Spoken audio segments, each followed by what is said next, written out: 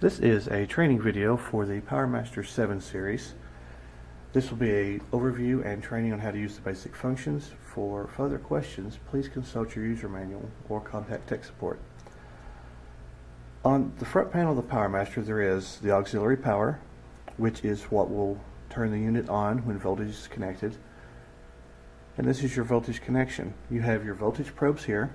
In addition to those, you have an auxiliary power source which can either plug into the wall or clamp onto your voltage source. Your current connection is here. This is for your duckbills, your 6mm probes for benchtop dead site testing, and banana jacks for any type of additional other testing that's needed. Probe set 1 and probe set 2 are for your external CTs. You have your high voltage current probe, your high voltage probes. You have flex core CTs, and if you're testing a self-contained meter, the clamp-on CTs for the self-contained meter testing would go into probe set 1 or 2 as well. A little bit over to the right, we have 4 USB peripheral ports. These are for mice, keyboards, and USB thumb drives. The USB to host is for the connection to the computer. The RS-232 and the auxiliary analog are not used except for the MTA-15Z. The RS-232 is used for some legacy meter communications, and the auxiliary analog is strictly for the MTA-15Z. Auxiliary digital is where you input your pulses from your infrared detector, where you input your pulses from a trigger, from a electromechanical sensor. Anything that brings a pulse or a revolution from the meter connects into your auxiliary digital.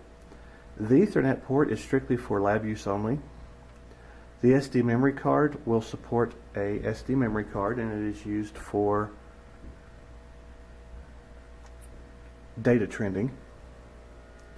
Audio jack, if you wish to use headphones for the Powermaster, you'll be able to hear the beeps and the verifications of saving for potentially if you're working in a loud environment. We have our screen here. It currently has a screen protector on it. This can be left on or removed at your desire. The screen itself is bright and maintains the same luminance during daylight or nighttime. There's no glare from the sun that comes onto it. Here's your on button. This is used for turning the unit on either with auxiliary power turned on or if you're running it on battery. To the right of the screen, we have 4 hotkeys. This will display your waveforms. This displays your vectors. This displays a power meter type of display.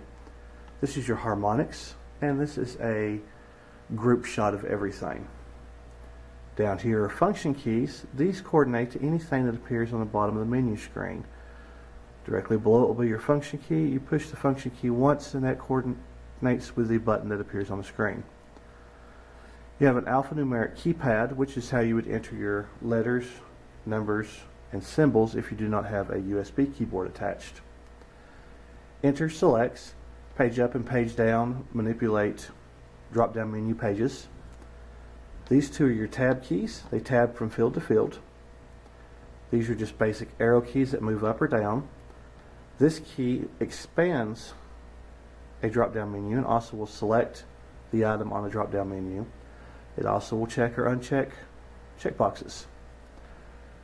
Backspace and previous returns you to the previous screen. Backspace backs up a space if you misspell part of your word. Help and home currently do not do anything. Status brings up a status menu on your Powermaster.